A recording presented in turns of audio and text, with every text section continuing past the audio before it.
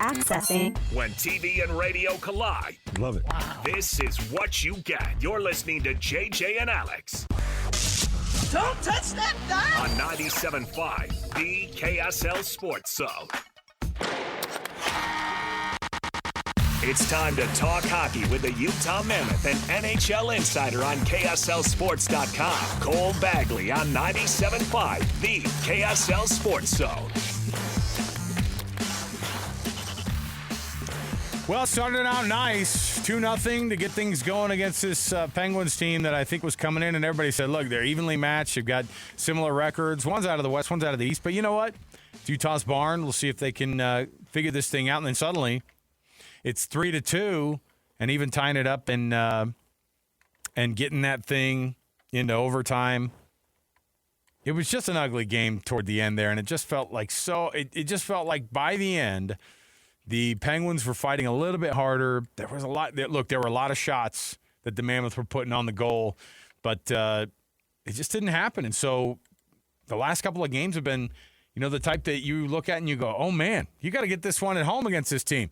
Then it happens against the Penguins again. You got to get this one at home against this team. Joining us on the program right now, he is Cole Bagley, our Utah Mammoth insider for KSLSports.com, brought to you by Hercules First Federal Credit Union, growing stronger together. Cole, that was an ugly one if you're a Mammoth fan, just because you saw that thing slip away. And I know that they're right now better odds to still get in the playoffs than most. However, these are the 4 losses in a row that you don't want to see for this team right now.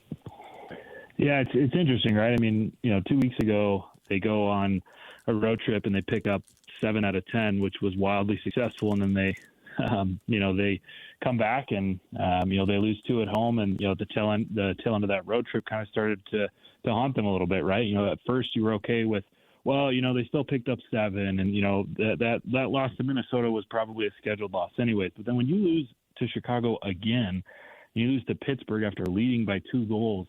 This team has to do some soul searching. That's the way that Ian Cole described it. He said that the status quo is not acceptable. And, they're clearly not handling the pressure well. They need to handle it better. He said that they were going to have a big meeting the day after the loss to Pittsburgh, because now's the time to figure it out. I mean, I think as of this morning, their odds to get into the playoffs was like 85%, which is still good. But these next 2 weeks are absolutely brutal. It's Dallas, it's Vegas, it's Anaheim, it's LA, it's Edmonton, it's Washington, it's LA again. All of those teams are battling for playoff spots. I mean, Dallas not so much, but Dallas is the second best team in the National Hockey League. So to have to play them and then a whole bunch of other teams who are battling to get in, this is going to be a challenge for Utah. Andre Turney said the lack of maturity today in our game and our management cost us the game. We were in full control. We had no reason. What does he mean by that? What the lack of maturity? Where did that show itself in that loss? Yeah, I think over these last couple of games, aside from Minnesota, I mean, you play Chicago twice in the span of 4 days, and then you play Pittsburgh without Malkin and without Crosby. They just lack the maturity to get it done. You go up 2 goals over Pittsburgh in a game that you should win 3-4-5-0, and then you take 3 penalties in short order. You give them a 5-on-3. You give up a 5-on-3, you're begging to be scored. I mean, the percentage of the power play goes up tremendously, when you have a 2-man advantage. And, it opened the door, right? I think that's where they lacked maturity was, look, you're up 2-0 at home at Pittsburgh. This is 2 easy points. It's going to, improve your chances to plus 90% to get into the playoffs. And, they were cruising. They were far and away the better team, but they let their guard down. They took some bad penalties, not just bad penalties, but penalties in the offensive zone. There is no reason to take a penalty in the O zone. It's just, if you lose the puck, you back check and you live with the results. And so I'd say that's where they lacked it. And then, you could just feel it snowballing, right? Pittsburgh gets 1, then they get 2, then they get, they take another penalty and they get a 3rd. And then, Utah ties it up, but it just never felt like Utah could regain momentum, and it cost them big time. How do you see these guys right now playing? Is there like a lack of chemistry? Sometimes, Bears kind of referred to it, and I think when they lost this game in overtime to Chicago last week, it was like, hey, look, we were playing really hard, and that was one thing, and it just didn't go to the back of the net. Like, a bunch of pucks that usually hit the back of the net there, they weren't there. But it seemed like that they didn't just allow Pittsburgh to get back into this thing. It seemed like Pittsburgh toward the end there in the last like 5 or 6 minutes just played a little harder, and despite the fact that Utah had moments, it just seemed like Pittsburgh did the thing where they just shut the door on them and said, you know what, we've done this before, we're doing this right now, we know what to do. And this team looked a little bit lost. Is there a lack of chemistry right now that's happening, or is there more just like a, hey, this is the way the puck, kind of flutters a little bit? It's tough to predict sometimes. Yeah, I don't know if there's a lack of chemistry. I think it's more, they haven't been getting the puck to bounce their way, and as well, it feels like they're trying to do a little too much. And it was interesting after the overtime loss to Chicago, a game that they had finally reunited Peterka and Gunther and Cooley, and that line arguably was their best. They produced 2 goals.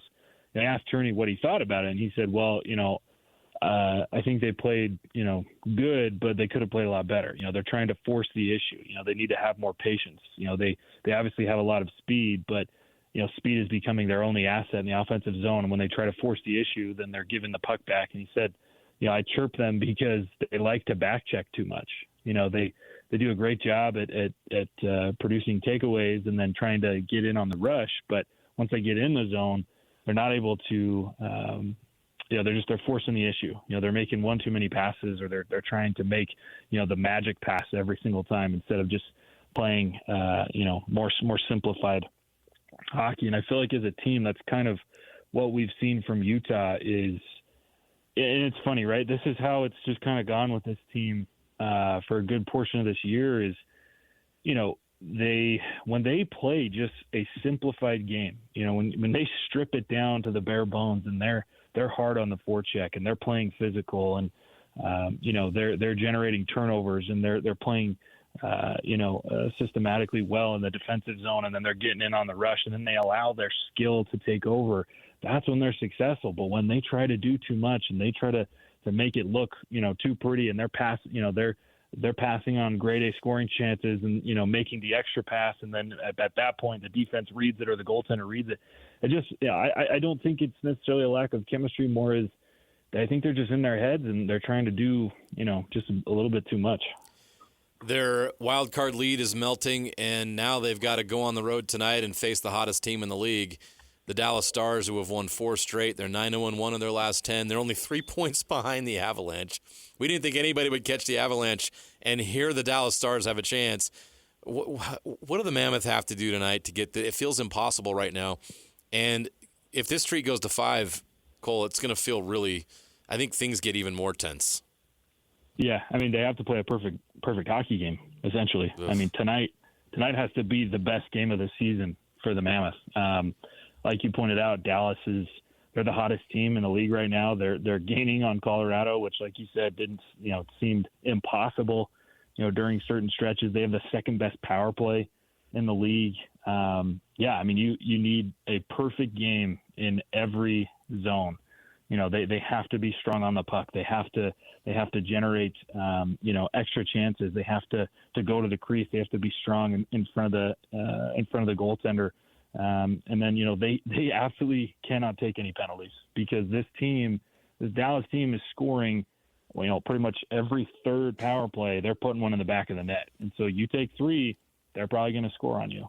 It's going to be a challenge. And that's why, I think if you would have told Utah, hey, you get to play Chicago 3 times in 12 days towards the end of the season, you're probably looking at that, and licking your chops going, oh, man, that's 6 points in short order. That's 6 points that we really need them. They ended up with 2 points. And then, where Pittsburgh was so shorthanded. Like, it's just they didn't take care of business when they needed to, and they're in some trouble. So it's going to take some serious effort. They have to play the best hockey of the season, not just tonight, but, arguably through the next 2 weeks.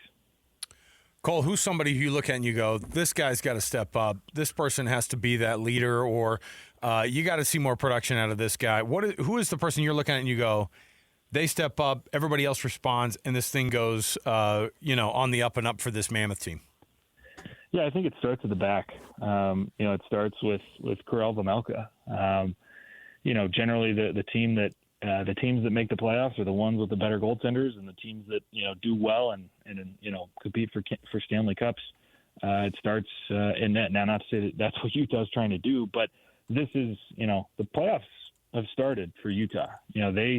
They have got to bring their best hockey, and Vejmelka needs, I think, to be a little bit better. Not that he's been bad per se, but he's given up a lot of goals over the last 3 losses. Right, he gave up 5 in Minnesota. He gave up 3 against Chicago, and then he gave up 4 to Pittsburgh.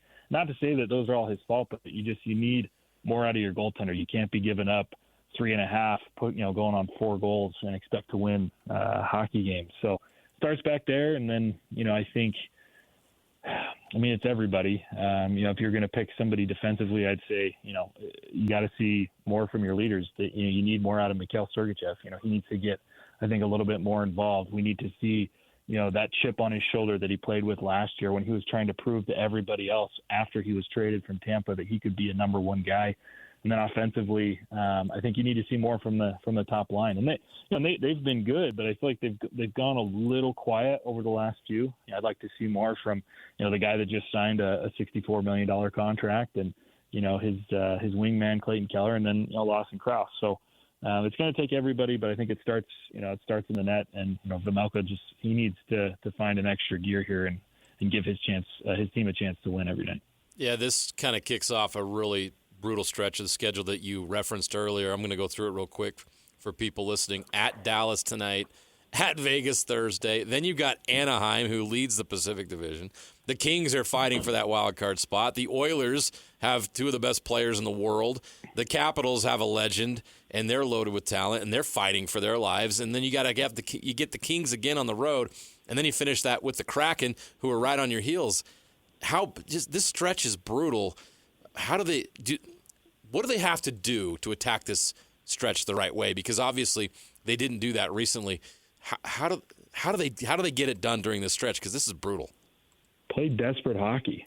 You have to simply want it more than these other teams, right? Like, you got to win every battle, and if you don't win, you don't win the battle, then you back check and you win the pucks back, and they have to find that extra gear, and at a minimum, they got to play 500 hockey. At a minimum, you have got to win half of these games, and it's tough. I mean, you list off those teams, and it's like every single one, for the most part, is either one of the best teams in the world or viciously, clawing for a playoff spot. I mean, the fact that they have to play LA twice in the span of like 6 days, that's brutal, and Seattle.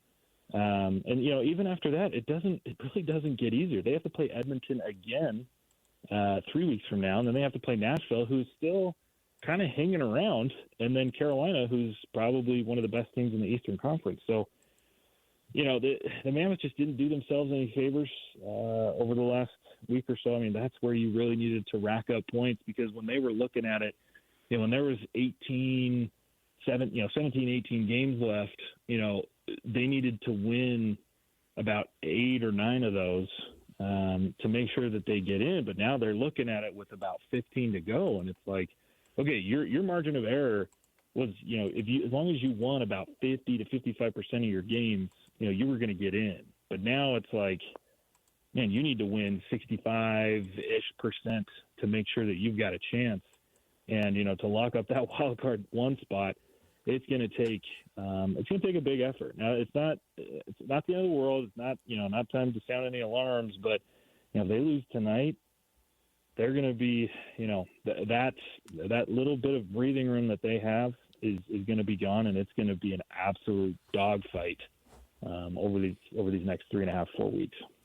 You talked about them playing perfect hockey to be able to beat this Dallas team tonight, and obviously these guys want to be able to do it, and they want to go down there and kind of prove themselves. Obviously a team that if you show everybody else or put everyone else on notice, and, playing teams like Minnesota or like Dallas or even the Avs in this very division, you can prove yourself there, but what does that look like? How do they actually get a win? When you say playing perfect hockey, what does that look like on a night like tonight? If Dallas is just a little bit off of their game, how do the Mammoth pounce? Yeah, I think by just playing their style and their brand. When the Mammoth are at their best, they're a tough team. And not that they're a team that can win a Stanley Cup, but they're a team that deserves to be in the playoffs. They're a team that, that I don't think anybody in the first round wants to face, because they could be that, Cinderella type team in a first round series that takes you by surprise. And, suddenly an entire season's worth of work of, snatching one of the top spots in a division is all for nothing, because the Mammoths just, had nothing to lose, and they came in and stole enough wins to get the job done. But for Utah, what that looks like is, they're a team that I think prides themselves on speed and finesse, but you can't just, race up the ice every time. So what really helps them excel is by playing hard on the forecheck. It's by trapping teams. It's by not allowing them room to breathe. That's how they were able to beat Philly, and that's how they beat Washington. And that's how they beat Minnesota a couple weeks ago, is, when they're pounding the D, when they're, making sure that, the defense is not able to run their breakouts, that they're, finishing their checks, then they can win the puck back, and they can utilize their speed and finesse to break teams down, right? It's, Keller over in the corner feeding Gunther from across the ice. It's circulating it through Sergachev and finding Schmaltz in the bumper. That is how Utah, has succeeded this year. And it's funny, right? Like, it's really not overly complicated. They know what their identity is. They know who they are. But I think, like we talked about, when they try to do too much, that's when they get out, they get away from their game and open the door for teams to stick around and take advantage of them. And so they got to stay away from that. Just play their game. As long as they play their game, they will have a chance to beat Dallas tonight. You can get the hat trick tonight from Cole Bagley, our Utah Mammoth insider from KSLSports.com. Those things hit your I just have the notification turned on. So as soon as it hits, then I get the breakdown from Cole, and you can do the same thing. All you have to do is just go to KSLSports.com. You could download the app and then get those notifications going, and you'll get those right to your inbox. So, Cole, we appreciate it, man. We'll chat with you again, hopefully in a better I love how we're drilling you. Like, what's your problem with this team, man? We're like, why are you guys keep losing so much? Yeah, it's like, if you're covering the team, we're going to come after you. Now, when they start winning, JJ and I go, isn't it great what's going on in this our market? Mammoth, you look great. Oh, yeah. Now I'm like asking for questions from you, or asking for answers from you. So I know you're looking for them too, but we appreciate you joining us as always, Cole. Thanks, guys. Appreciate it. There you go. Cole Bagley. All right, let's take a break. Let me see here. Ooh, got ourselves a couple things going on. One, the Utah Jazz.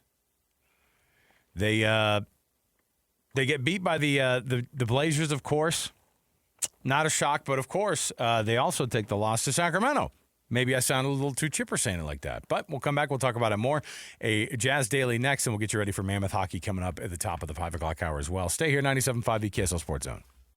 You know what's coming. Your daily deep dive into everything Utah Jazz. It's time. All season long and even in the off season. It's Jazz Daily with JJ and Alex on your exclusive home of Utah Jazz basketball. 97.5 the KSL Sports Zone. Welcome back, everybody. JJ and Alex, 97.5 the KSL Sports Zone. It's a Monday. Glad you're here with us. In about 25 minutes, got yourself some Mammoth hockey coming up on the radio home of Utah Mammoth, 97.5 the KSL Sports Zone. Pregame is going to be at 5 p.m. and then a 6 p. puck drop there in Dallas, taking on the Stars. In the meantime, Sound Sleep Medical, of course, will be hosting Scotty G and Friends coming up tomorrow, noon to 3, 8941 South, 7th East in Sandy. That is Sound Sleep Medical with Scotty G and Friends tomorrow in Sandy. They lose the game up in Portland, JJ, and I had it on the list of things I didn't want to see happen. The Jazz getting swept by the Portland Trailblazers, but they couldn't avoid it. Most years I'd be upset, not this year. How about the Jazz last night? Kind of a win-win here with Cody Williams having a record night, 34 points. We talked about at the front end of the season. You brought up that a 34-point by Cody Williams indicates that this guy is not a bust and that he deserves to get at least that look to see, okay, what's going to happen into year 3? Because, of course, we've known that there have been guys here recently. You think of Walker Kessler. You think of, obviously, Keontae George is the most stark example of somebody who went from year 2 to year 3 and has totally changed their game. Is that a kind of corner-turning moment, or is it, hey, this guy's playing on a team where he's asked to do a lot because nobody else is really in this game, and they're not really trying to necessarily win all these games, and so Cody gets a bunch of minutes, and he's proven himself, but is it false hope? Is it something that you're more impressed by than I think that maybe I was? No, you have to look at it through that lens for sure and be a little skeptical because it is a Kings team that's not very good and didn't defend very well, but Cody Williams is the best player on the court for the Jazz, and he was the second best player in a game that featured DeMar DeRozan. So that was good. Would DeMar have 41, something like that? Yeah. But DeMar DeRozan's a Hall of Fame player. So, it was a really good sign for Cody Williams. Now, do you want to see Cody Williams score 34 against the Thunder or the Timberwolves? Then you were having a different conversation, right? So let's be honest about the competition that he faced last night and getting that 34. But let's also give him some praise for being able to go out there in an NBA game against professional players at that level in a game that did have DeMar DeRozan on the other side and drop 34. And it wasn't just the 34. Look at his stat line. He did everything in that game. He wasn't just going out there and jacking up shots and just trying to score points. Like he played a complete game last night. He was good on both ends of the floor. He was active, getting rebounds. He did a little bit of everything, and he really showed what he can do as an NBA player. He was 3 of 7 from 3. He can be that 3-and-D guy for this team moving forward, whether it's coming off the bench or inserted in the starting lineup. I'm starting to get confidence that Cody Williams can be a 3-and-D guy and be part of the rotation moving forward. 7 of 8 from the foul line. He shot free throws well. 7 rebounds, 7 assists. He had a steal. He had a block. He was doing great things on both sides of the floor. And 12 of 20 from the field, shooting over 50% in a game, and shooting almost 50% from 3 is pretty special. And then shooting over 90% from the free throw line. A 50, 40, 90 guy potential. Does he have to do it against the best teams in the league to really convince you? Of course. We all know what was happening last night. But it wasn't long ago that Cody Williams would get 6 points in a game like this. Right. And you'd be like, where is this guy? Did they get the right kid here? Was it worth the 10th pick? Because Modest Bazelis of the Bulls, who was available in that spot, is having a really good start to his career with the Chicago Bulls. He could have been a Jazz man. So you're going to have those doubts when you see somebody taken after you have instant success while you're struggling. But now Cody Williams is showing that, you know what? He is looking like a great pick at that number 10 overall spot 2 years ago. And going into year 3, there's hope that he can go even further. You look at the body, you look at the performance, you look at some of these things, it looks good. He passes the eye test now, and now the stats are backing it up and the performance is backing it up. I'm really excited about the future of Cody Williams. I'm now very bullish on his future. He's starting to prove us things that we were doubting. He's answering the doubters. There's no doubt about that. The week looks like this. They play tonight. They play on Wednesday at the T-Wolves. And then they host the Bucks again on Thursday the 19th. This is a weird stretch of some not very good teams. Yeah. Bucks, Sixers, Raptors next Monday, but then Wizards coming to the Jazz, and then they start playing some more teams right here in their division in the West in the Western Conference. But that's an important. It sounds so stupid, doesn't it? But that's the conversation we have to have. What an important stretch between March 19th when they play the Bucks. Loss last night for the Utah Jazz. They go and they play the Bucks, or they bring the Bucks here to town. They host the 76ers 2 nights later, the Raptors 2 nights after that, and then they have the Wizards 2 nights after that. And those are all at home.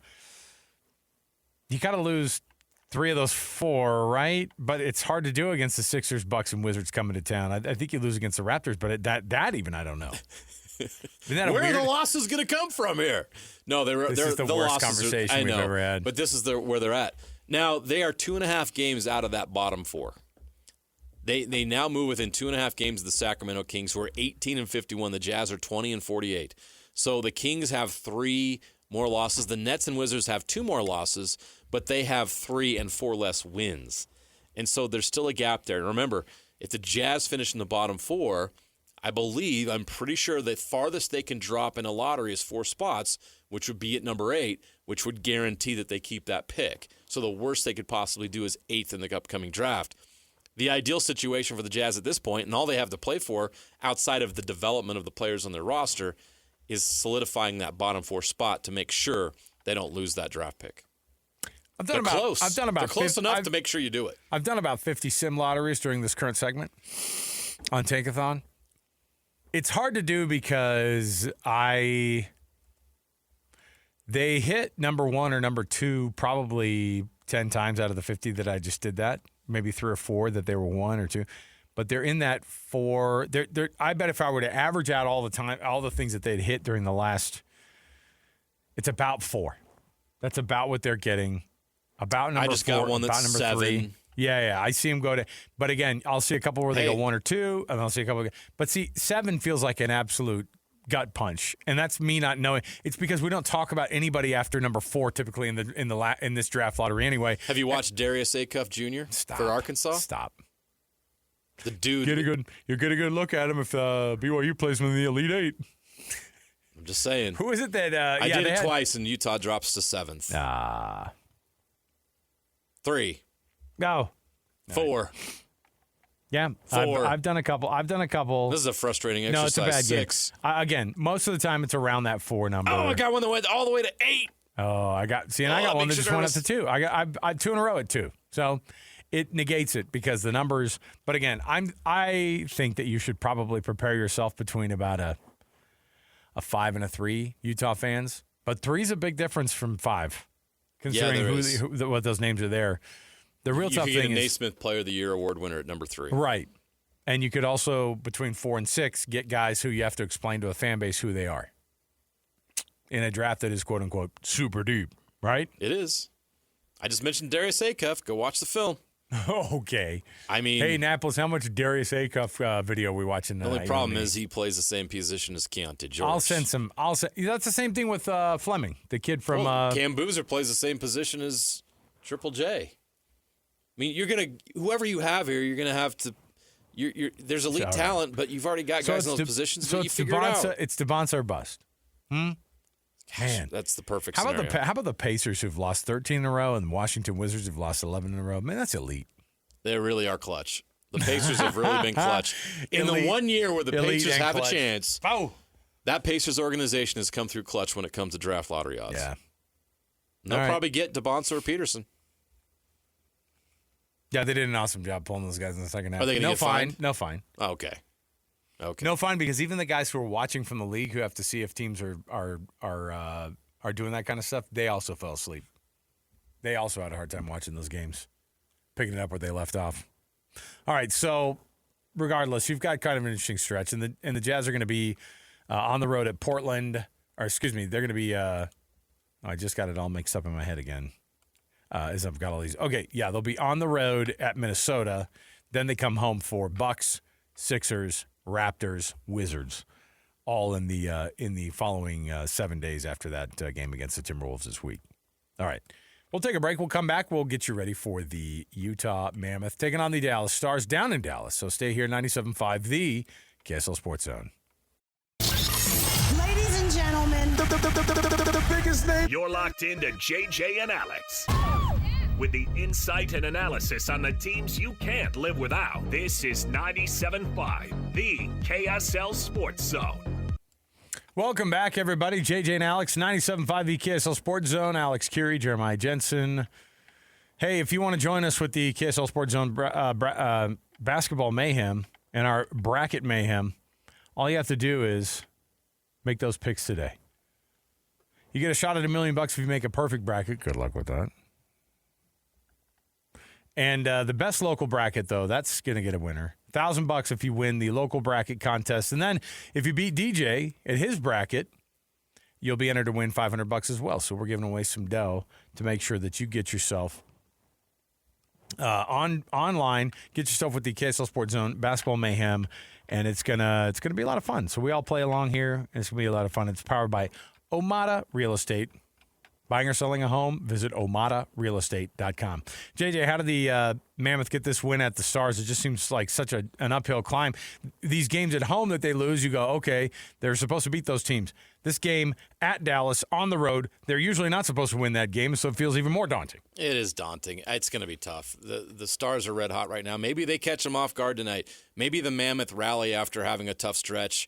And the challenge of taking on the Stars on the road is enough to push them forward. I don't think they're going to get it done, but, man, it would be massive for them to get this win, get the 2 points, and get rolling again because they're better than what they're showing.